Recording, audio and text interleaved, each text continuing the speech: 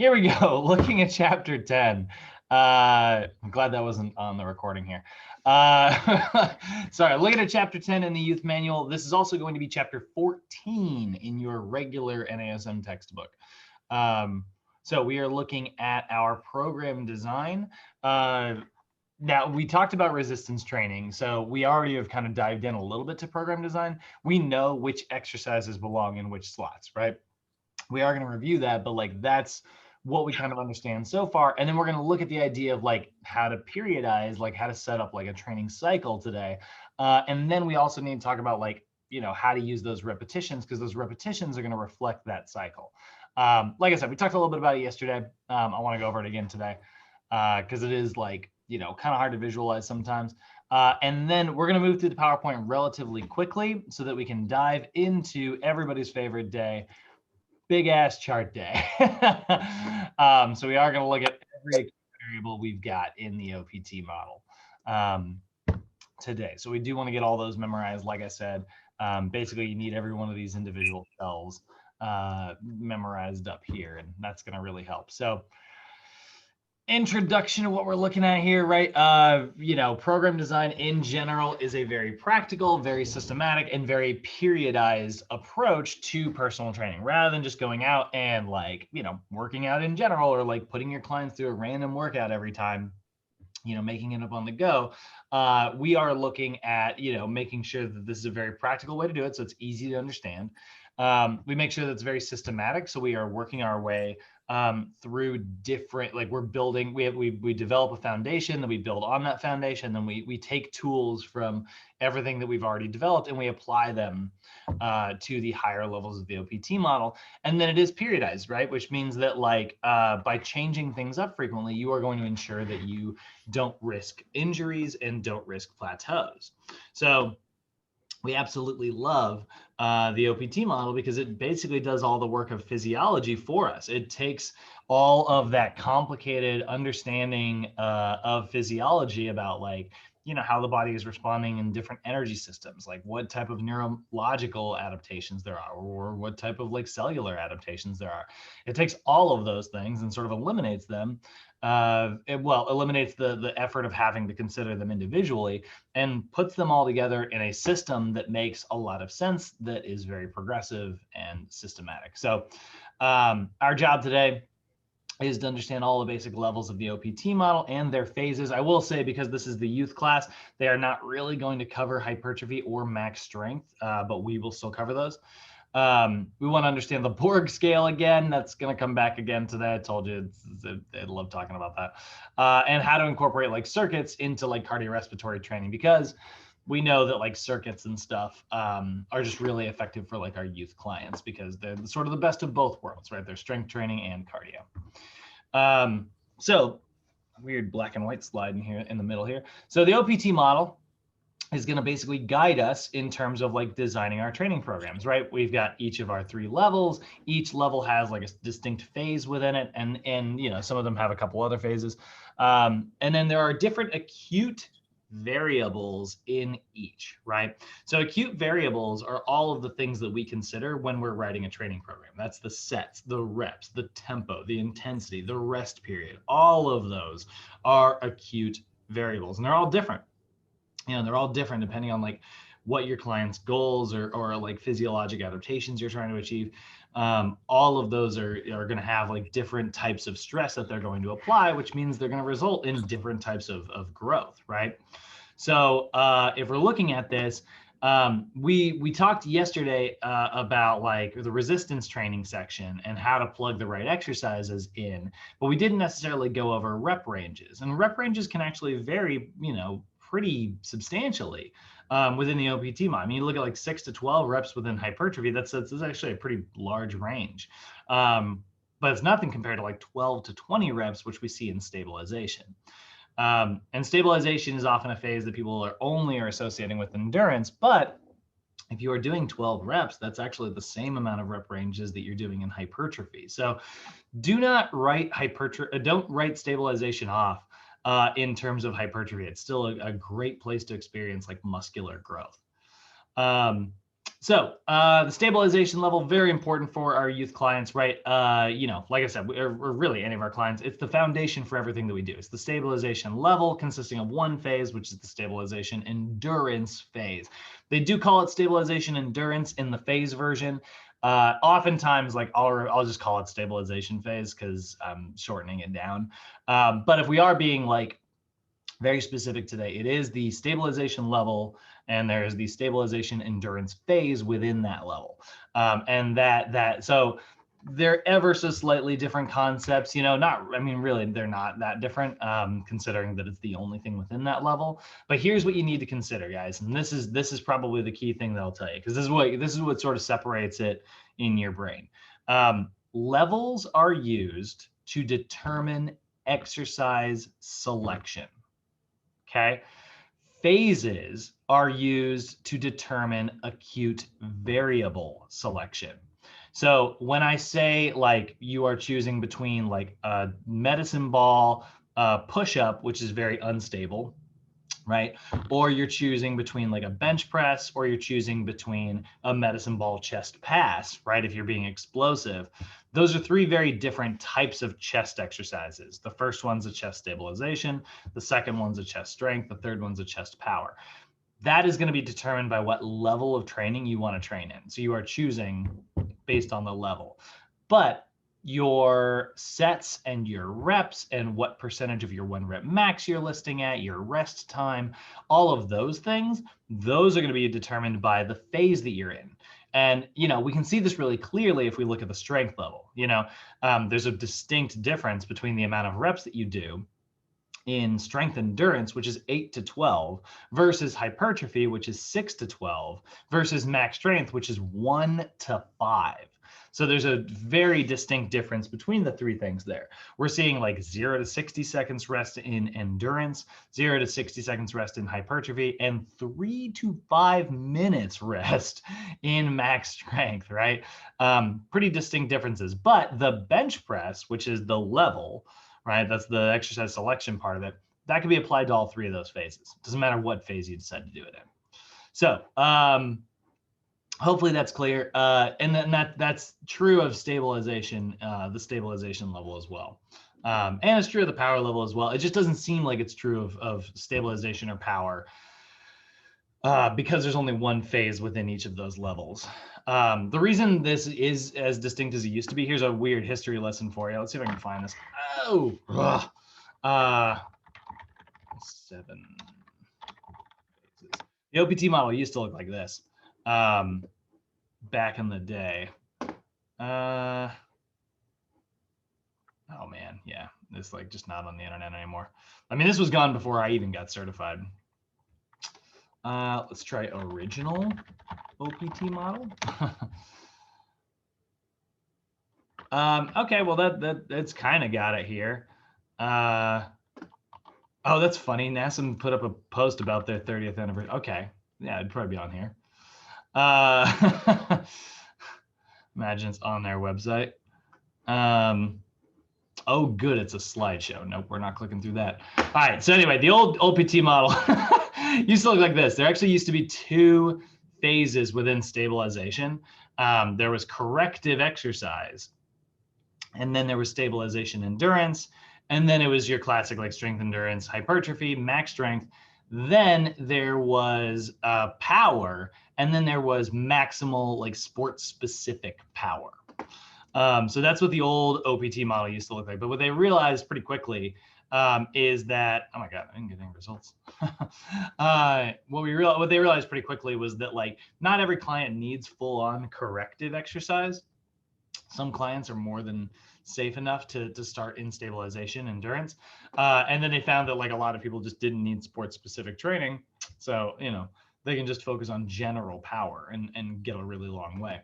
So what that became is that corrective exercise became its own certification, and that's the NASM CES, the Corrective Exercise Specialist, which is the certification you guys are going to prepare for once you get to capstone. And then phase 7 became the NASM PES, that's the Performance Enhancement Specialist, which is the how to work with athletes. we will teach you those materials, even though we're not, that's not part of the certifications that you purchased in your tuition. If you ever decide to go get that certification, you'll definitely know how to pass that test, because you'll already have classes on it. I did have one student, I had a student come back. It was like they were at their 2-year mark. They graduated like 2 years prior, and they were like, hey, can I like sit in on the performance class? And I was like, yeah. And I was like, it's not rolling. And it was a bummer because like it had just finished. I was like, oh, it's going to take like 6 months before it rolls around again. But they had hit 2 years. So they had a 2-year window, and they were like, that's fine. So then like, 2 years and 6 months after their, initial thing, they came back and like sat in on class for like 12 days and went and passed their they actually, that's what, I'll be honest, they would not appreciate me sharing this, but I'm being anonymous anyways. They did not come to every class. I called them out for like asking to come, and then they totally only showed up like 4 or 5 times. But they wouldn't pass their test, which is, what we cared about anyways. So I guess it is what it is. I will just assume that I am the world's greatest teacher and I got a 10-day class done in 4 days. So that is, anyway, that's something you guys can do as well. If you guys ever decide to, get any of NASM's other certifications, you're always welcome to come sit. As a Sochi alumni, you have access to sitting in on our classes for the end of time. So there's the stabilization level, right? We are using we're using intensity to learn specific movement patterns, which we talked about yesterday, right? We make it harder by making it more unstable. By making it more unstable, you're getting even better at shoulder abduction, right? Or elbow flexion, or whatever it is that you happen to be doing. If you can do elbow flexion while standing, on, a weird stability ball or something, you can certainly do elbow flexion when you're standing on, level ground. So it increases stability. It does develop some endurance because it takes forever to get through those reps. And it develops, like we always talk about, neuromuscular efficiency. Its main role is to establish proper movement patterns. That's why I start every client. I told you guys, if I train LeBron James, who is in better shape than I am, clearly, man's a pro athlete, I would start him in the beginner stabilization phase. Doesn't matter. Because I want to make sure that like I know he can do the proper movement patterns before I ever try to do anything else. That keeps him safe. It keeps me safe. And stabilization can be tough. Just because it's the bottom doesn't mean it's easy. This is one thing that I sometimes have a hard time stressing. I mean, for the most part, at this point, you guys have kind of experienced this like in the park, although in a real gym setting, we can, lift sort of more appropriate versions of the weights and stuff. But you guys have experienced like how tough those stabilization workouts really can be sometimes. So stabilization endurance, so stabilization level, the stabilization level is the foundation for all your other training levels. And we use that to build upon. Your stabilization endurance phase is going to use low loads in unstable environments in order to develop muscular and joint stabilization. So we can see we're moving with like a slow tempo. Actually, that's still stabilization. Oh, no, okay, there we go. It's using a slow tempo. It's stressing like a high number of repetitions because, again, we're trying to teach the brain how to do something. So repeated exposure. And we're going to remove stability in terms of like progression, right? We're going to make it harder by making it more unstable. It's like, hey, you did really great. I'm going to remove, 2 legs from you, right? Now I have to do it on a single leg version, right? So it's much, much harder. Great, you did awesome. You're nailing the single leg version. Now I'm going to put you on something, wobbly. So that is sort of what that would look like. Then we have the strength level. Strength level is sort of the most complicated of the levels. I mean, not really. I mean, honestly, they're all pretty simple. But the strength level is going to build upon our foundation, right? The idea of this entire level, the whole concept is just to increase your load-bearing capabilities. Your muscles, your tendons, your ligaments, your joints, all of them, right? We're just trying to make those things stronger, right? The whole goal is force production. Max strength, phase 4, is kind of the classic, like that's the true like strength part of the strength level, right? But make no mistake, you are still going to improve your 1 rep max using drop sets in strength endurance and using muscular growth in hypertrophy, right? But the main thing we're seeing a lot of like motor unit recruitment and motor unit synchronization. That's what we get from lifting very, very, very, very heavy. Lifting super heavy makes your brain light up as many neurons as it can. And then it teaches those neurons how to sync with each other, which makes them very explosive. You can teach that synchronization by trying to move very explosively. This is actually one of the reasons why when you're doing max strength, you do actually want to move relatively quickly. Your priority should always be safety, but like, you know, it may not seem, you know, I've seen people like, I've seen trainers bash on other trainers. I mean, this is just something that trainers do. The trainers are so petty. We love to make fun of others. But I've seen like people like be like, see that guy, he's moving way too fast through his rep. He's not giving his muscle any time under tension. You'll see something on like a bench press and they'll drop it down, they'll drive it up like really when it's like really, really heavy, right? And they just like, it almost looks like they're bouncing it off their chest. Now you should never, ever, ever, ever bounce something off your chest. But if it looks bouncy because you are moving rapidly and then driving back up, that actually is a pretty good idea when you are trying to develop max strength. Now, if you're trying to develop hypertrophy, yeah, you want to lower the intensity and you want to move a little bit more slow and controlled. And then, you know, even in max strength, like there are times like where I'm really working on my 1 rep max, you know, and I don't feel safe like dropping it explosively. Same thing with like a squat, you know? So if you do move slowly, it's okay. But when we're really going for that motor unit synchronization, we get that from like explosive movements and long rest periods.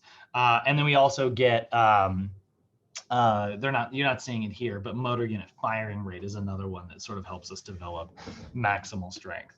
The other things that we're going to do, we're going to sometimes mess with the total training volume. Hypertrophy is the highest volume section of the OPT model. Like if you consider training volume, right? Let's say you can lift 100 pounds for 20 repetitions. So that means that like your 1 rep max would probably be closer to 200 pounds, right? So if you did 3 sets of 15, right? You'd probably be lifting, I don't know, probably somewhere like 120 pounds, maybe a little less. And you would do like 15 reps of that for 3 sets, right? So that'd be 120 times 45, right? So you'd have a total training volume of 5,400 pounds, right? That's how many pounds you moved that day. In the max strength phase, let's say you're doing like 6 sets of just 3 repetitions, right? So you're lifting probably at 95% of your 1 rep max, which would probably be close to 295 pounds. And you're doing that for 3 reps for 6 sets. So that's gonna be times 18. That's gonna give us less training volume. You can see like the training volume is actually a little bit lower, which makes sense because the intensity is much higher. The higher the intensity, the lower the volume is gonna be. Versus hypertrophy, which is right in the middle of everything. So let's go with 150. Let's say we're doing like 5 sets of like 8 repetitions, right? So that's going to be times 40. And that gives us a 6,000, like, you know, and let me tell you, like, you know, friggin' 5 sets of 8 is a brutal routine. I actually don't like 5 sets of 8 personally, because I think that's like, you're getting just like a little long at that point. I prefer like 4 sets of 8, but even then, I think that would still be 150 times 24 right now. Yeah, 32. Yeah, it'd be lower. So you'd want that training volume to be actually higher in the hypertrophy phase. So yeah, I would like 4 sets of 8, but I'd probably, you know, I'd do a second exercise. And that's the other thing we got to look at, right? That was only picking 1 exercise each. Hypertrophy, you're doing multiple exercises. I mean, look at like the bro split, right? That's like 20 sets per body part. So that's sort of what we're looking at there, right? In terms of our training volume. So In general, the strength level is, like I said, it's going to build on the foundation of stabilization. And the goal here is to enhance force production. The idea is to lift heavy. You're going to see strength endurance within that, which is phase 2, hypertrophy, which is phase 3, and maximal raw strength, which is phase 4. So phase 2, strength endurance, that's the one that we're going to spend most of our time with our youths, right? Typically, we're only going to use that for them because it's really good to develop a little bit of strength, but it's also like phase 2 is kind of like phase 1.5 because it still uses a little bit of stabilization exercises within that level. So there is like a little bit of stabilization there, and that's going to be really great for our youths. Also, it's going to be very aerobic instead of very anaerobic. Hypertrophy, we don't really do with a lot of kids or youths just because it's all about like muscular growth and they just don't have that capacity. And then maximal, unless it's like a teenager, right? If you're starting to get into like a late stage teenager, you can start, introducing more hypertrophy. And then maximal strength is all about like, raw strength, which again is very anaerobic. That's not even glycolysis, right? We're using the ATP PC system at that point. And that's very high intensity. So the strength endurance phase, right, is going to increase the load. If we look at like what these phases are for, right? Strength endurance is going to increase the load capacity of our muscles while pairing, using a superset, stabilization exercises in order to further challenge the stability and force production. So you're getting a little bit of stabilization there. So we got a really great example right here. If I had my client do, let's say 12 repetitions at like a regular old 202 tempo on a bench, that's a great chest, strength exercise, right? That's the flat dumbbell chest press. But I could very easily just put this person on like a stability ball. So what I had in the other one? No. I could put him on a stability ball, which would be like a stabilization chest exercise. And so if he did, let's say 20 pounds each here, right? 20 pound dumbbells, and he did like, let's say 12 repetitions. And then I gave him a pair of 10-pound dumbbells and he had to keep going afterwards, but he has to do it on the stability ball and he has to move slow. It's gonna burn like crazy. I don't know if anybody in here has really goofed around with drop sets, but they are brutal. And they're a great way to build your strength. They don't make you as sore as you would think. I remember whenever I leave the gym after like a drop set day, I'm always just like, I feel like I'm going to pop out of my shirt. Cause you just get like this, the amount of blood flow that you're getting is crazy. Like your veins are popping like crazy. The pump, that's what everybody calls it, right? So you're walking out like that. And it returns to normal pretty quickly, but like, I always feel like, I'm like, man, I'm gonna be so sore tomorrow. And then luckily strength endurance, because it is slightly aerobic, you don't really let any of that lactic acid pool. So it doesn't make you quite as sore as what we're about to see, which is hypertrophy. So hypertrophy is going to further increase the load capacity of to a moderate or maybe even high intensity with relatively short rest periods with the goal of increasing muscular volume. So we're not taking a lot of rest. We're also not taking very little rest. We're not taking a lot of reps. We're also not doing very little reps. We're kind of in the middle of everything. And that's great for gaining muscular size because we are creating maximal amounts of lactic acid. We are getting plenty of mechanical stress as well. And both of those things together are really what develop hypertrophy. Hypertrophy is metabolic stress and mechanical stress. And hypertrophy training is right in the middle of all of that, which is great. We love hypertrophy, like as a phase. It's honestly the simplest to understand. It's the most basic workouts. It's like, go pick a couple of strength exercises and do them a bunch, like it is the simplest phase in the entire OPT model, but it is also really effective. It's really good for keeping your clients safe. It's good for keeping muscle around. Like we love hypertrophy in our senior clients, especially. Because like if they start to experience like sarcopenia, like muscle loss as they get older, hypertrophy is going to combat that directly, which we love. So that's definitely something we're looking for. And then we've got phase 4. We've got the max strength phase, right? This is going to further increase the load capacity to a high or maybe even all the way to maximal intensity with the goal of increasing the overall muscular and nervous system strength. So you can see, like, I love that it's like in strength and endurance, like increase the load capacity. And then in hypertrophy, it's like further increase the load capacity. And in max strength, it's like crank up the load capacity. Like we're making it heavy, right? That is the really, really, really, really, really heavy stuff. So, you know, you could be working on the bench press for 3 months here, right? You could do a bench press paired with a stability ball chest press for month 1. You could work into just the bench press by itself, but much heavier for hypertrophy. And then you could get really heavy in max strength. And by the time you come back to here, you're going to have a new 1 rep max. So that is how we are going to kind of work our way up. And you also notice, like, when it comes to volume, right, we had high volume, low intensity, and then that volume got, this is actually also strength endurance is also relatively high volume because it is like the superset technique. I mean, you're doing a lot of repetitions there. You can get all the way up to 24 if you're maxing it out. And then we see like high volume or sort of medium volume and medium intensity, sort of the best of both worlds. And then we're starting to get into like our low volume maximal intensity, you know. The overall volume may be low, but the amount of effort we're putting into that workout, you know, this is the difference between a marathon, which is not intense, we talked about, right, versus a 100-meter dash, which is extremely intense, you know. And then hypertrophy would be like, I don't know, like a 400-meter. For those of you who ran the 400, I'd say that would be, you know, like I always used to describe the 400 as it is just short enough to sprint the whole thing, but it is just long enough to make you throw up. So then we've got the power level, right? And this is going to build on our foundation of strength. This is all about the rate of our force production, right? So this is like learning how to produce force. This is learning how to increase that force. Well, now we're learning about how to produce that force as quickly as possible. So this is going to definitely build on the foundation of strength, right? And this is going to further enhance our, I mean, we're still going to get strength out of the power phase. You know, in fact, like half of what power is an equation.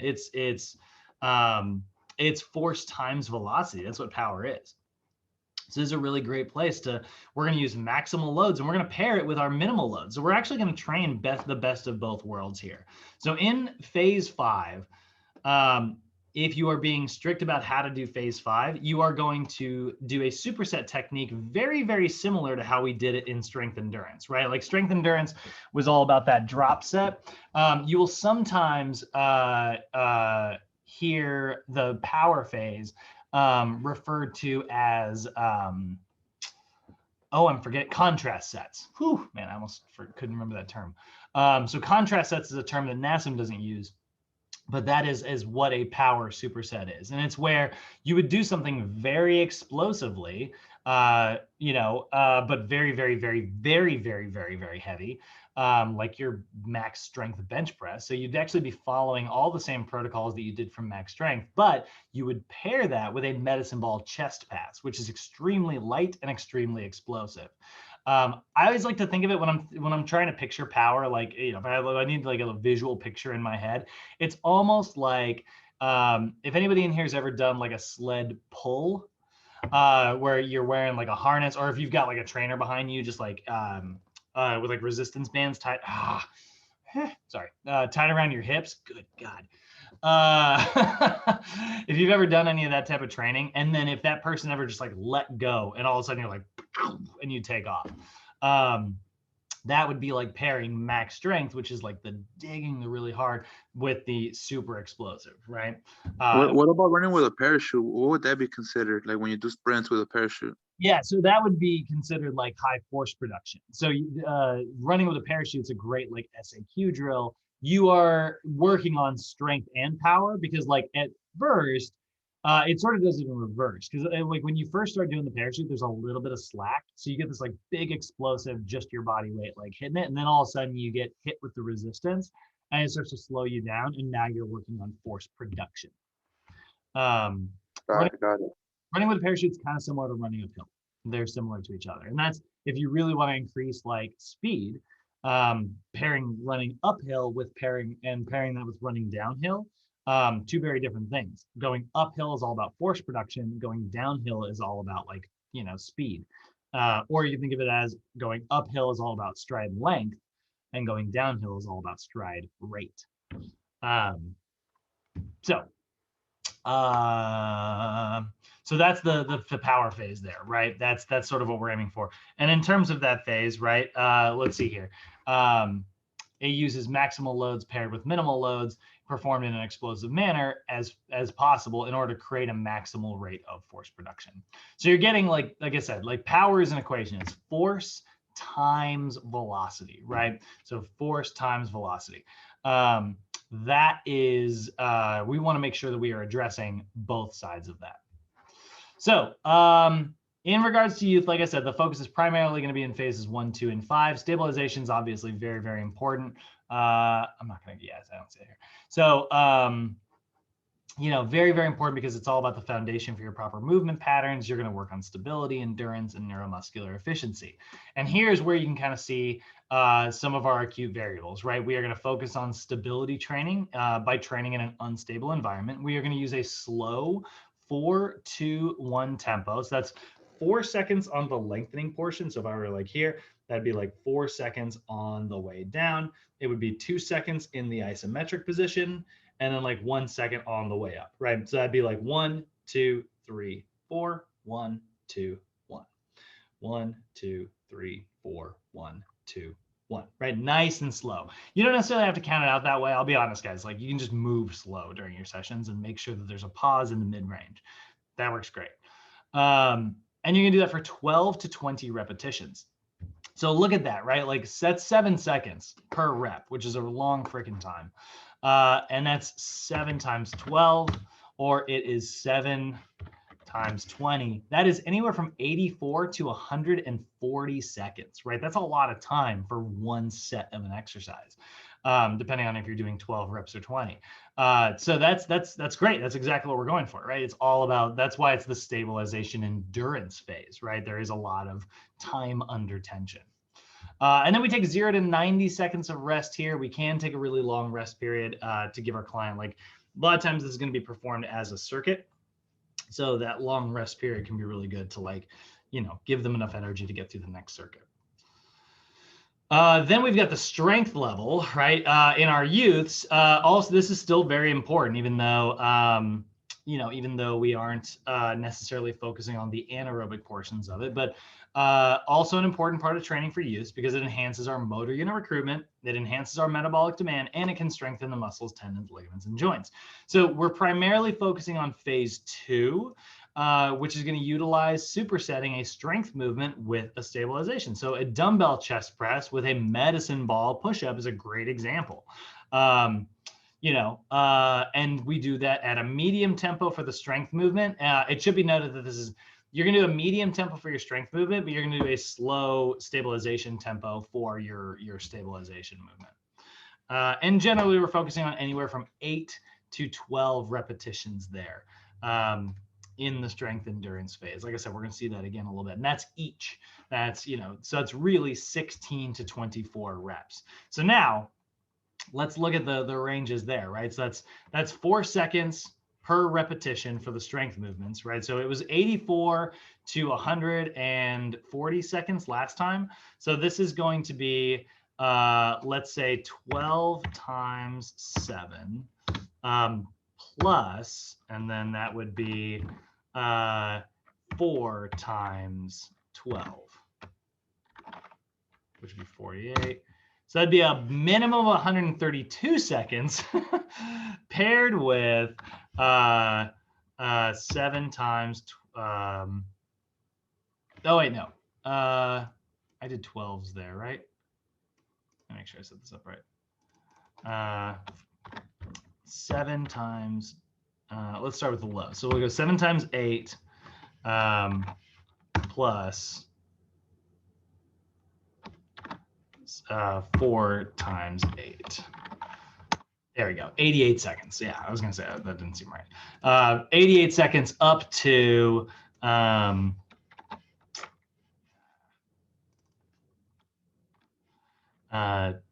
times 7 plus 4 times 8. No, times 12.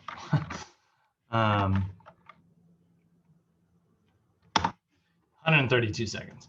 So, you know, very, very, very long time that we're seeing here overall, because this is 24 repetitions, right? So 88 to 132 seconds. That's a lot of time, right? That's over 2 minutes under tension for one muscle.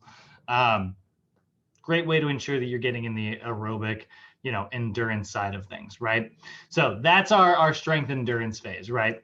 And then the power phase, also really important for youths in terms of like developing speed and power. We use low to moderate sets in intensity, and we're just going to focus on the explosive movements for our youths. Now, with adults, like I said, you're going to do a max strength movement paired with power. You are addressing both sides of the equation, right? Strength and velocity. With our youths, though, the max strength stuff just doesn't make any sense to train. So we are just going to focus on velocity with our youths until they get older and they have a little bit more of an anaerobic capacity physiologically, right? So you can see here, like these are going to look these rules are going to look a little bit different in this version in comparison to like how it normally looks. So for those of you who are familiar, we're just going to see low to moderate sets and reps, 8 to 10 reps, and they're going to be performed explosively. So you would just set up like a big explosive circuit. And that still gets you a long way, by the way. Like it's you're still going to like, you know, improve like your power if you are only working on velocity. But generally, we want to address both sides of the equation. If we're talking about program design, we also got to talk about cardio, but we have talked about cardio very in depth, and I don't think this chapter does that great of a job of it. So I'm going to move through this pretty quickly. But do you guys have any questions about resistance stuff so far? No, I'm good, bro. Thank you. All righty. So let's take a look at the cardio side. So again, we know childhood obesity is growing at like, you know, epidemic rates. And so we want to make sure that we are training the cardiovascular system. It reduces our risk of cancers, cholesterols, hypertension, diabetes, all of those things that could happen with, you know, adults or youths, right? And so when we're designing a cardio program, we've got to consider our FIT principles, right? Frequency, how many sessions you're doing per week. Ideally, we want that to be anywhere from 3 to 5 in terms of actual cardio training. Although our youths, we want them active 60 minutes a day. But in general, 3 to 5 days per week works really well if it's at high intensities. They can kind of get, you know, more work done in less time. Intensity is the level of demand. So we talked about a little bit of like the high intensity, right? So this is going to be pretty difficult to calculate for your youths, but you're basing it sort of on their heart rate or maybe their power output, maybe their oxygen consumption. That doesn't really work very well at all in sessions, right? You can ask your client how out of breath they are, and it works okay. But generally, you're looking at like, you know, their heart rate training zones and things like that. One of the other methods that we've got is using the Borg scale, the RPE scale. And this works really, really well because you're basically taking kind of all of these things. So your client's going to consider how fast their heart's racing. They're going to consider, you know, how much how hard they're breathing, right? So we want to be anywhere from like a 6 to 20 on this scale, with 6 being no exertion at all. You're pretty much asleep, you know, and 20 being like maximal exertion. So generally exercise is going to start, you know, you're going to warm up in like an 11 or a 12. And then exercise is going to start somewhere between like a 12 and 13. 14 to 16 is sort of like a medium intensity. And then like 17 to 19 is like, you know, max intensity. You're crushing it, you know. So that's what we're going to see there, right? And we see zones 1, 2, and 3. We've also got the talk test, which works really well, right? Like I said, like, you know, you're not necessarily measuring their oxygen rate or anything, but if they can't like hold a conversation, clearly they're breathing too hard, right? So like the intensity is too high, which probably bring it back a little bit. Time, so that's intensity. So frequency, intensity, we're on time. This is the length of the activity. Again, we try to go like 1 hour a day. 1 hour a day, low intensity, but you know, you could get more of that work done in less time, right? If you go high intensity. There's type, which is, you know, what you're considering. Are you doing like aerobic training, which is very, you know, rhythmic? It's just like, all right, step 1, start running. You're just jogging, right? You know, and that's great. Like, we don't hate that, but it can be a little boring for your youth clients. So instead, you know, we really like games, right? Like playing tag or playing capture the flag or something like that. Those are really, really, really fun. And then alternatively, you can also do circuit training, which is very engaging because there's a lot going on. It's like you got to move from this exercise to that, and there's a lot of variety built in there. And lastly is enjoyment. You know, if we take all of those fit principles, right? If your client's not having, you know, fun, then, you know, they're probably not having a good time and they're not enjoying it, right? They're not visual. This is why people hate exercise, you know, like, you know, I always talk to my clients like, oh, I hate strength training. And it's like, well, you just haven't found a way to make strength training fun for you, you know? Like me, I don't particularly like max strength training, or at least I haven't until like this year. But I started finding like a different type of stimulation. I started finding like a little bit of like, you know, mental stimulation in the idea of lifting very heavy and seeing those numbers go up, because your numbers go up a lot in max strength, but they just don't move very much if you're training for endurance, you know? Instead, you just kind of feel a little bit more endurance,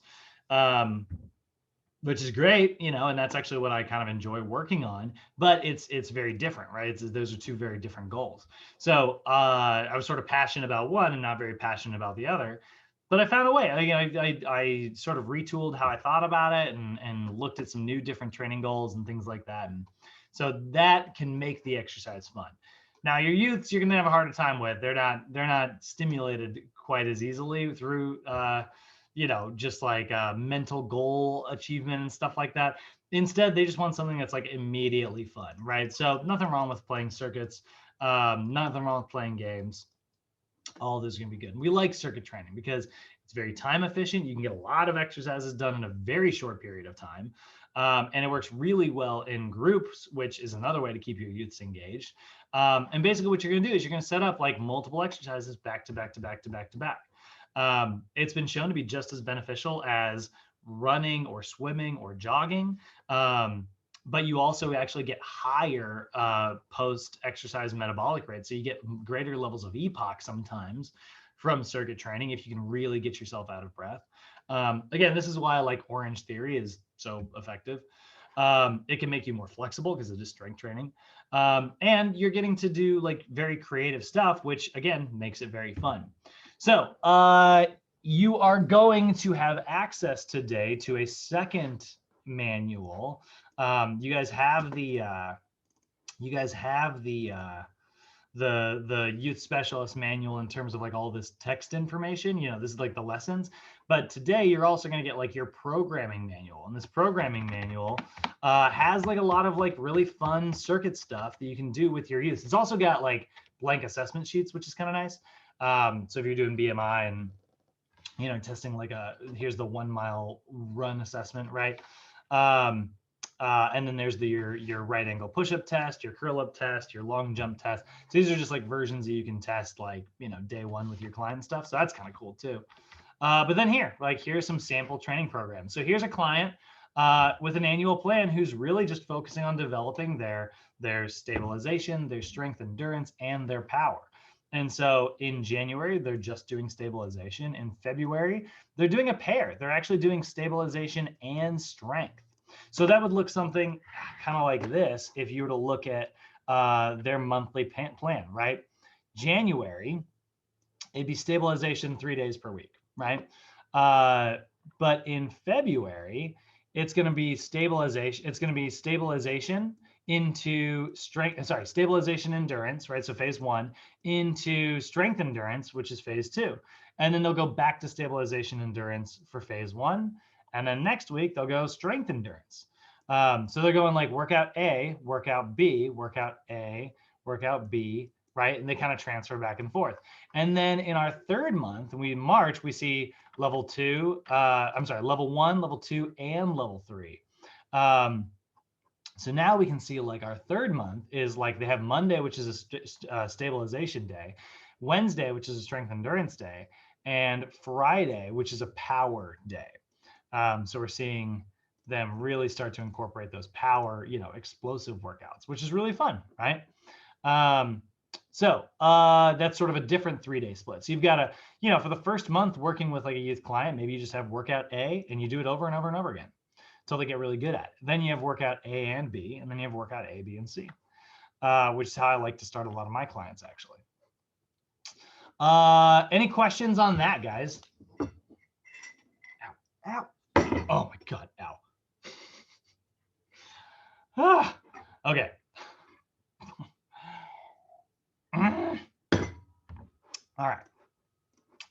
let's take a look at the big chart. All right, we got to look at all these rules. So again, and by the way, that was setting up, that works really well. That was a general athletic version. Let's see, Maximal annual plan. You could do a lot of different versions of this, guys. Like there's a million different ways you can do this, but this is sort of what we saw in the version right there. And then 1, 2, 3, 1, 1, 2, 1, 2, 3, 1, 1, 2, 1, 2, 3. So there's our annual plan as laid out for like a youth. This would work really well. You wouldn't necessarily like, there's a lot of times like I will just eliminate having like a stabilization day. If I'm really, if I'm working with an adult, generally my clients are kind of ready to go for strength endurance. So I often will do something like that. I'll just be like 1 into 2 and I'll have like a workout A and a workout B situation. But they'll both be strength endurance workouts. You can totally do it that way, right? There's nothing wrong with doing it like that. And then there's this version here. So where they're doing all 3. So I want to show you what that would look like. This is a weekly plan. This is supposed to be week 1, week 2, week 3, week 4. But just to show you, imagine this is month 1 here, month 2, month 3, month 4. It would look like this, right? Let's say you're always training Mondays, Wednesdays, and Fridays. Well, now it looks something kind of like this. For month 1, you're in just phase 1. Month 2, you're dropping into phase 2, right? And then the other week would be sort of the opposite of that. And then month 3, you're doing like here, here, and then you're coming all the way down to phase 5 here. And then we'd reset back to stabilization the month after that. So there's sort of your classic version there. And like I said, like if I were doing like this version that we see up above, I actually really like this scheme with my clients.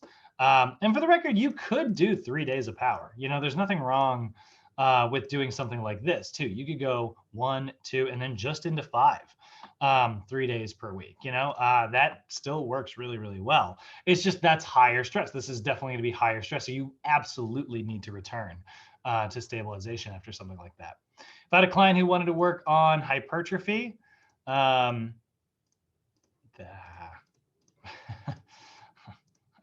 actually, can I hit refresh?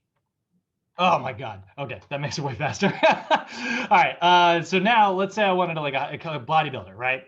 So in January, we started with stabilization. February, we go into strength endurance. March, we go into hypertrophy, strength endurance again, back to hypertrophy, and then maybe into max strength. We start to get a little heavy, and then we can kind of reset that, right? This is sort of the classic bodybuilder approach, right? So now we've got month 1, 2, 3, 4. So it would look, let's say for stabilization, because that's a big foundational one, we're just training 3 days a week, right? In the stabilization level. But the strength endurance phase, maybe we have like an upper lower split, right? So they have like upper, lower, upper, lower. And then in hypertrophy, maybe they're doing the bro split, let's do it. We'll put the bro split up there, right? 6 days a week, all in hypertrophy, right? And then, the 4th month, we'd go back into strength endurance, probably do like a different version of that exercise, but again, like something kind of similar, maybe 4 days per week. But let's say we go into the max strength phase, right? Where we get into phase 5, maybe that's training 3 days a week and just doing some powerlifting, So a lot of different ways you can kind of lay out your periodization.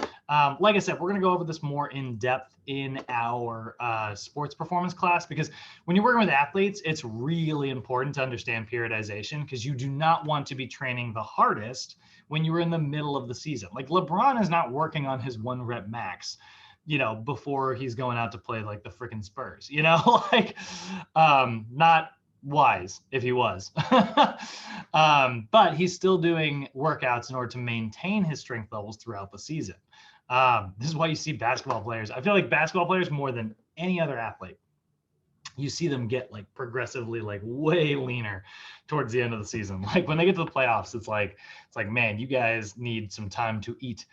That was especially true of like Shaq, man. You'd always see Shaq, he'd blow up in the off season, and like he'd show up and lean out as the season went along.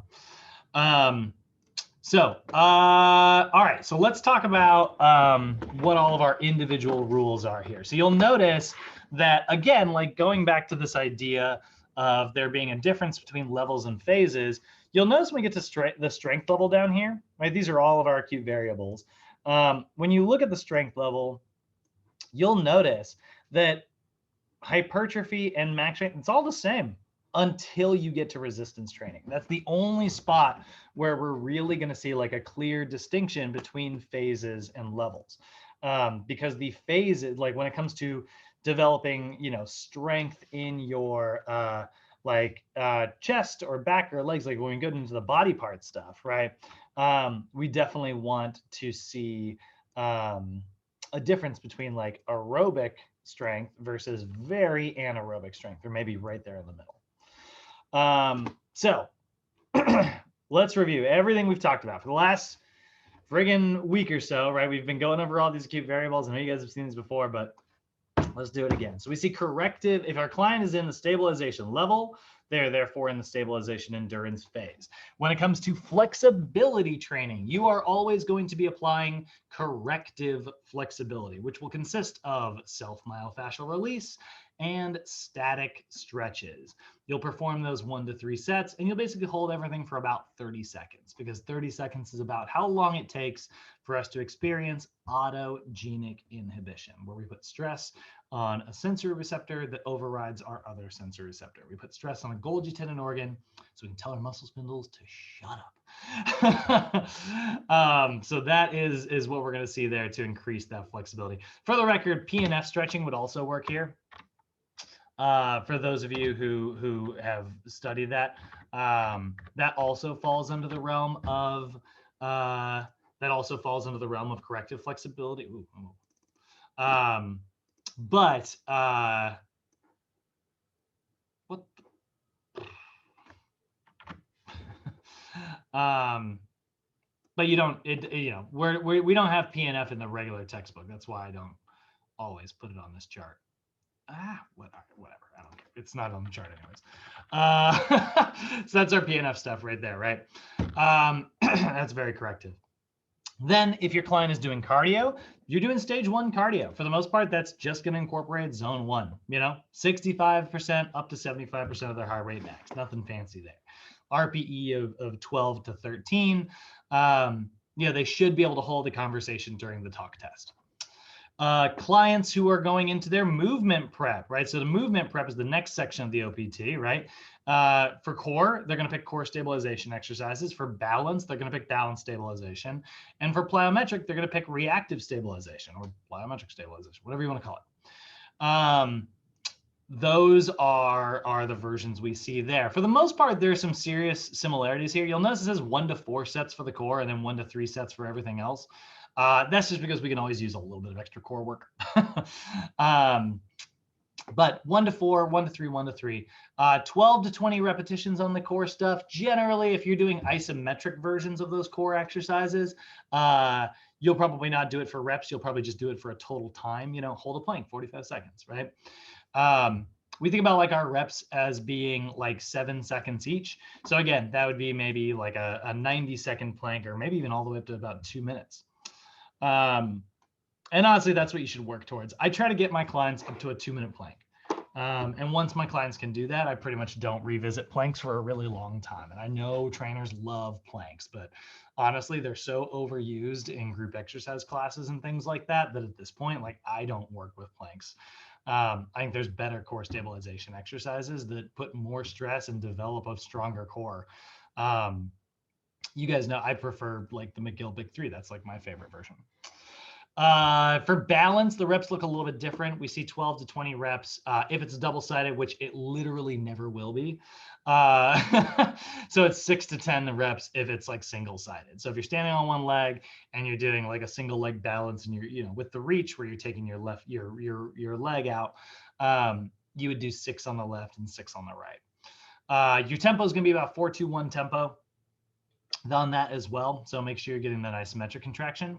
And then plyometric stabilization exercises are 5 to 8 reps. So, it's really not about doing too much jumping explosive stuff with stabilization clients. We keep it relatively low here in terms of like the volume, but we're going to hold that landing 3 to 5 seconds. So they do get a chance to like learn how to stabilize and hold that in place. And then 0 to 90 seconds rest for all of these. Then if we look at SAQ, exercises involve limited horizontal inertia and limited unpredictability, right? We're pretty much just focusing on speed drills. You pick 1 to 2 sets, 2 to 3 repetitions, and yeah, you're moving fast, you know, because it is a speed drill, but it's moderate. Like it shouldn't be like honestly, like I want my clients to get through the speed ladder. I don't really, you know, faster. I don't really even do that. I don't get into that type of coaching until, you know, we get down later in the OPT model. And 0 to 90 seconds there, right? I'd much rather just them learn how to, you know, run properly, do like a good drill before they do like that max intensity stuff. And then we got the resistance section, right? 1 to 3 sets, 12 to 20 repetitions, like we said earlier, 4-2-1 tempo. And then one thing we didn't address earlier, that's going to be 50 to 70% of your 1 rep max. So we lift relatively low here in terms of intensity, which is actually why we use corrective flexibility. We're not worried. You know, corrective flexibility's drawback is that it makes your muscles weaker temporarily, right? But it doesn't affect the lower 70% of your strength. It only affects the upper 70%. So if you're lifting it like right at the 70% line, you might feel a little bit fatigued, but I doubt it. I don't think anybody's in tune enough to really feel it. I say that, and then inevitably someone's like, that was a very me-centric reaction. That's probably inaccurate. And then 0 to 90 seconds rest. So like I said earlier, right? We can do a little bit of longer rest because generally we're probably doing this type of thing. As like a circuit, right? So then we've got, sorry, I just totally distracted myself. So then we've got the active level, right? We got the strength level. Good Lord. Focus. We got the strength level here, right? So strength level is going to consist of strength endurance. It's going to consist of hypertrophy and maximal strength. That's going to drive me a little crazy. No. Oh, man, why are you like that? Oh, please don't mess up everything. Okay, so that is the strength endurance phase there, right? And we're going to see active flexibility here, right? And that's going to apply whether or not we are doing, you know, doesn't matter what phase you're in, right? It's still active flexibility. So that's going to consist of self-myofascial release, but it's going to consist of active isolated stretches, right? 1 to 2 sets of those, 5 to 10 repetitions, and we're going to hold each rep for about 1 to 2 seconds. That 1 to 2 second rep hold gives you a good amount of time to contract the antagonist muscle to whatever muscle it is you're trying to stretch. So if I'm trying to stretch my hamstrings, I'm contracting my quads. That is creating that reciprocal inhibition, right? My brain knows that it shouldn't keep contracting my hamstrings if I'm telling it to use my quads. It's just been modified. So, you know, hopefully I'm teaching my brain to get back to that. And that's how active flexibility works. Then we got stage 2 cardio, right? That's going to consist of zones 1 and 2. So you can see 76 to 85%. Or 65 to 75, right? And we sort of work back and forth between those two in our introduction to interval training. Then we've got core balance and reactive. So we're moving into the movement prep. So that's core strength, balance strength, plyometric strength. They sync up here finally, 2 to 3 sets for all 3 of those, which is nice because this thing's a pain in the butt to memorize. It's always the patterns are easy. It's the things that are outside of those patterns that are kind of a pain in the butt. And there is an example of that here as well. 8 to 12 reps for the core strength. This is going to say 8 to 12 reps. It does not say each, but it is each. So if you are doing like a single leg squat touchdown, that's 8 on the left, 8 on the right, or 12 on the left, 12 on the right. Step of balance, 12 on the left, 12 on the right. That is each. And then plyometric strength. which is going to be 8 to 10 repetitions. So they're still not doing like high repetition plyometrics. They're getting a little bit limited there. And then we're going to do this at a medium tempo for all of these, although it looks a little bit different in plyometrics. So medium tempo is like a 202 tempo, or maybe a 111 tempo works really well as well, where you go up, hold, and back down. I don't have anything against that if you want to do that. That's actually what a lot of other certifications recommend. NASM prefers the staying concentric eccentric. Balance strength, same situation, right? You can do 111, that works really well, or 212, that would also work really well. But medium is sort of how we list it. Except for in the plyometrics, that we are going to list as repeating. So you finish one rep, go into the next one. You finish that rep, go into the next one, right? You're just going to keep that moving. And 0 to 60 seconds rest for all three of those. For our SAQ, we are going to do exercises that allow for greater horizontal inertia. So now we're starting to incorporate a little bit of agility, but we're still limiting our unpredictability. So now we're doing agility plus speed. 3 to 4 sets, so that gets a little bit higher, actually substantially higher. 3 to 5 reps, and we're moving in a fast tempo. So now we're like, all right, let's push that intensity. Let's push that speed a little bit.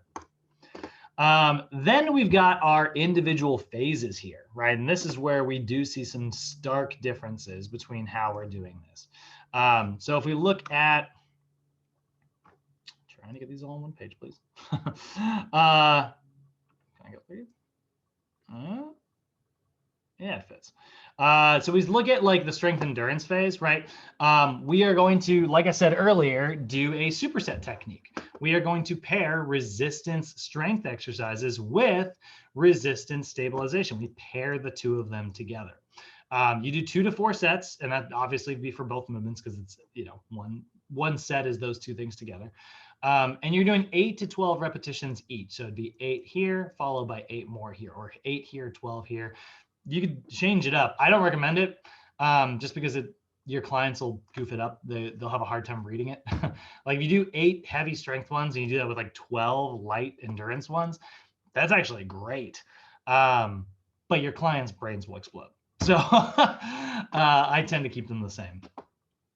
We do a 2-0-2 tempo for our strength movement, and we do a 4-2-1 tempo for our stabilization. So you can see we're pulling some of the information, we're pulling some of the acute variables from stabilization. You're gonna do about 70 to 80% of your 1 rep max for your strength movement, and then 0 to 60 seconds of rest after your stabilization movement. So it's 0 seconds of rest after your strength movement because you immediately go into your stabilization movement. But then you take up to about 60 seconds of rest there. Hypertrophy clients, they're just going to do the resistance strength stuff. So we're going to see that our volume is going to go up a little bit, right? Or our volume is going to change a little bit, right? We are going to see 2 to 4 sets up to of 8 to 12, up to 3 to 5 sets of 6 to 12. So now we see that this drops a little bit compared to here because we are climbing in terms of intensity. So as intensity goes up, volume has to sort of drop here, right? But we can still sometimes take it up to 12 repetitions. There's still a lot of hypertrophy to be gained at the 12 rep range. That's why strength endurance is still very, very good for developing hypertrophy. But everything is performed at a 2-0-2 tempo. It's a medium tempo the whole time, just 1-2-1-2. If you want to change that tempo up, if you want to do like a 3-1-1 tempo, that's what like ACSM recommends and a couple like ISSA, a couple other certifications are out there. I don't have anything against those. I think that can be really effective, and I've goofed around with it, and it burns like crazy. But NASM believes that like you basically only want to do concentric and eccentric because that's going to create the most actin and myosin movement, and you don't give lactic acid any time to leave the area. So NASM's all about this 2-0-2 tempo, but like I said, there are other versions out there that exist. Don't be afraid to play around with them. I love NASM, but they're not the only authority on exercise.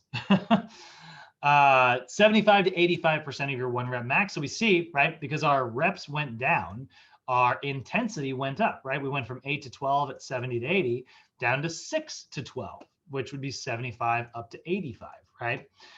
So we are starting to get a little bit heavier here. And then 0 to 60 seconds rest. So even though we're lifting heavy, we're not taking a lot of rest. And that's actually a good thing because that creates the burning, right?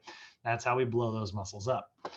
Then we've got the resistance strength side of things, right? And this is the maximal strength side of things, right? And this is where, again, our volume changes, right? Our total volume is going to go down, but our number of sets actually goes up, right? We see 2 to 4, 3 to 5. Now we're at 4 to 6. That's a lot of sets, right?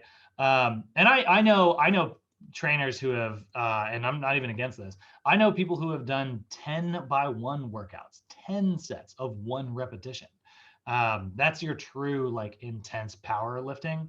NASM's not doing that because honestly, that's very sport specific. That would actually probably fall more realistically under that phase 7 that we talked about. But that is, that's intense. So we're gonna do 4 to 6 sets, right? So you could do 6 sets of 1 if you're being really intense, although I still don't really recommend that. I really like, if I'm gonna do 6 sets, I really like a 6 by 3. I think that's actually a really great strength routine. So 6 sets, 3 reps. Also, you can actually get a lot of strength developed at 4 sets of 5. I think that's a really great one, And then there's the classic, which is in the middle of everything, 5 by 5. There's the old there's the old 5 by 5 routine, which is what powerlifters have been using for decades. And that still is very, very effective. So 4 to 6 sets, 1 to 5 reps. We're gonna do an XXX tempo here. So what that means is you are trying to move very explosively. Now, obviously, earlier I mentioned, like, if it is unsafe for you to move explosively, you shouldn't do it. But you are trying to move explosively. And here's the thing, it's going to be real heavy. So it's probably going to look like this. You're going to go down, and then you're going to be like, oh my God. And you're going to move really slow on the way up, but you are trying to move explosively, right? And then your intensity, 85 to 100% of your 1 rep max, really getting heavy there. With 3 to 5 minutes of rest. So we take a long freaking rest period because we don't care about aerobic capacity here. We are not training type 1 muscles. We are strictly staying with our type 2 maximal strength muscle fibers. In fact, we're really trying to stay type 2X muscle fibers, right? Or type 2B, if you want to call it that one. The really true, max strength. Questions there, guys?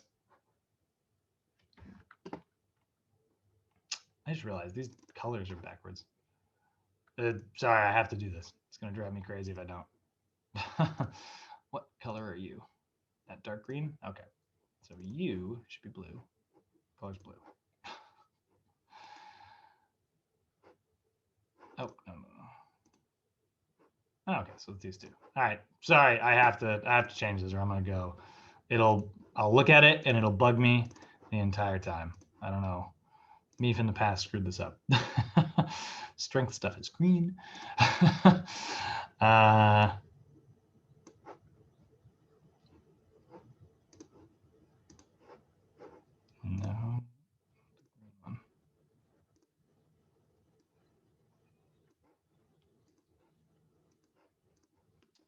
And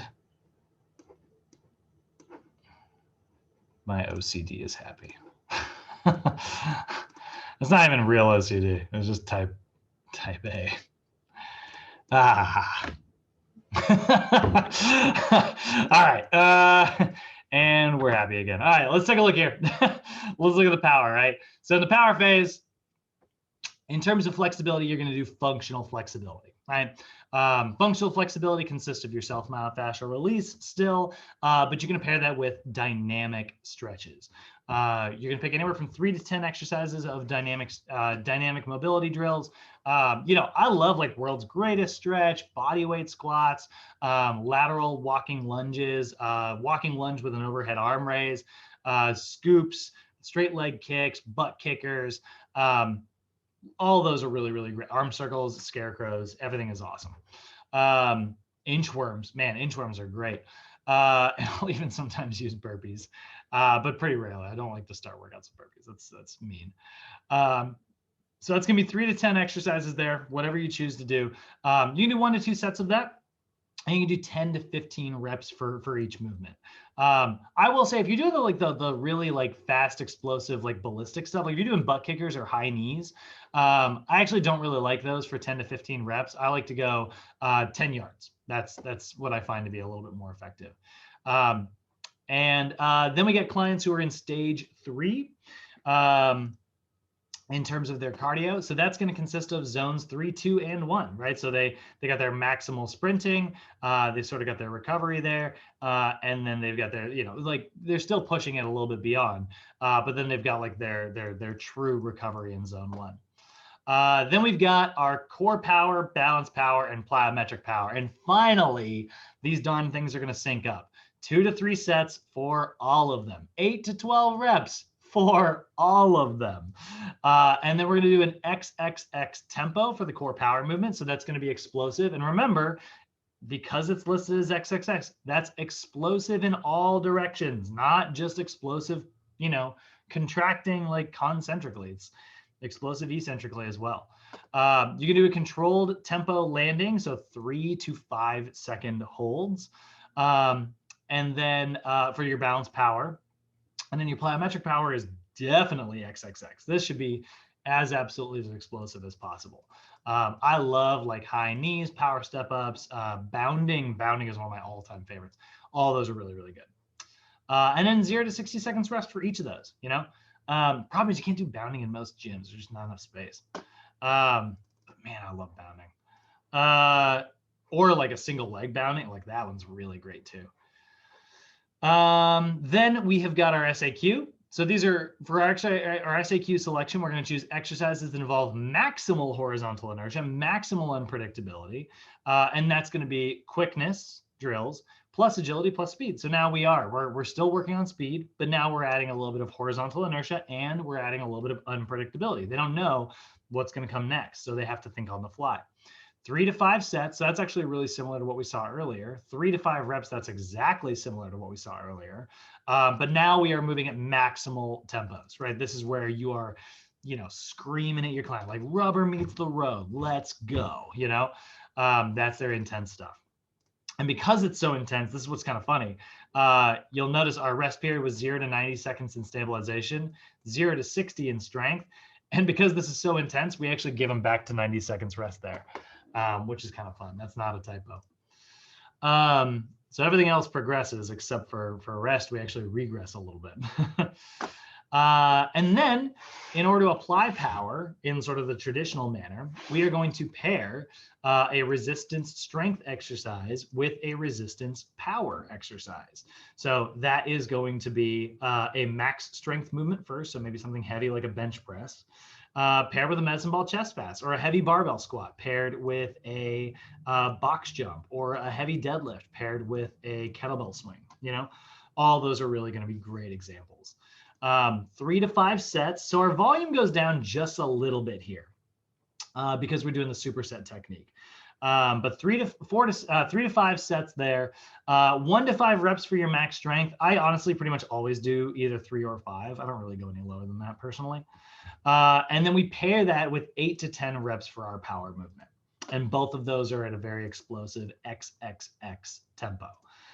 Now, here's the most complicated part of the entire OPT template model. 85 to 100% of your 1 rep max for your max strength movement, or you are going to choose between up to 10% body weight for your power movement or 30 to 45% of your 1 rep max. So I should note the traditional, remember earlier I called them contrast sets, right? So the traditional version of a contrast set used to be you would do a bench press, you would do a drop set. But it was extremely different between the weights. So let's say my 1 rep max is 100 pounds, right? And I can do 100 pounds on the bench press. I would do, let's say, 85 pounds. That's 85%, right? And I would do 5 reps of that, real strong, real heavy, right? And then I rack it, and my trainer would be there. They would strip some of the weight off and take it down to, let's say, 30% of my 1 rep max. So then I'd only be, well, I guess I can't do that because I'm on a traditional barbell. 45% of my 1 rep max. So say 45, just the bar by itself, right? And what I would do is I would literally drive that bar as explosively as possible for 10 reps. Boom, boom, boom, boom, boom. I'd rip it down, I'd rip it back up. That was the original version of contrast sets, and it does work really well for power. However, NASM does not consider that a power movement. You're not going to find that in your textbook. I want you to know it, because if you ever do decide to apply it, it's super fun and super challenging. It does require a partner to do safely, and it is maximal intensity. So make sure you are like really taking care of yourself and have proper mobility before you do that. But it works really well. You will see your 1 rep max go up, I promise you. And if you want to improve your vert, oh man, great way to improve your vert. And so what we do is we take 1 to 2 minutes between pairs, or we take 3 to 5 minutes if you set this up as a circuit. And a lot of times you will set this up as a circuit because like it's kind of a pain in the butt otherwise. And that's that, guys. That is the big ass chart. Every acute variable in your textbook. Like I said, you do need to have all these memorized. They may ask you about any of these. They may ask you about none of them. They won't ask you about it. They'll ask you about some of them for sure. But you definitely want to have all of this memorized. I would start here. Start in this column. This is the hardest column, and also it's just a great place to start because this is stuff that we generally put most of our emphasis on anyways, and then work your way sort of forward here. And honestly, like we went very late. What's that? Do we have a copy of that chart? Oh yeah, definitely. It'll be in your email. It'll be in the handouts. Yeah, for sure you'll have a copy. There's 2 ways to do this. You can memorize it, like you can work your way this way, and then this way, and then this way, like linear. I actually tell people one of the best ways to memorize this is to, because it's easy to memorize the differences between the two of them. I actually tell people to like move this way. So start with memorizing flexibility, then go to cardio, then go to your core. And you just learn all 3 versions of them. And that way you're like, okay, I remember this was this version. So that means that, and then it'll help you kind of reason them out. That's actually why we teach them that way. Leading up to today, out of the last week, we did flexibility. We talked about all 3 versions, cardio, all 3. Yeah, we went this way, but today we went this way. So both those memorization techniques work really well. You know, find whatever works for you. But yeah, I'll definitely attach this to today's email. It'll be in Canvas, available for download. Should be able to already see it on Canvas, actually, if I'm not mistaken.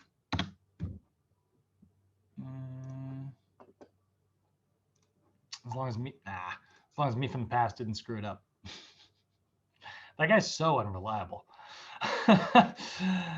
Yeah, here it is. So you can get a download there, or obviously it'll be it will be in the email that I sent today. And that's it, guys. That's your. Oh, I just realized.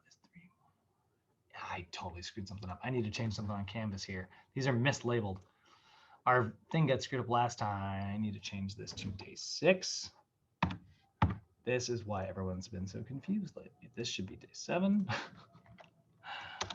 Freaking thing. And today was day 8. So you will have homework today. Your last piece of homework before our final on Tuesday. So go ahead and yeah, start prepping for that, guys. And I'm gonna let everybody out of here.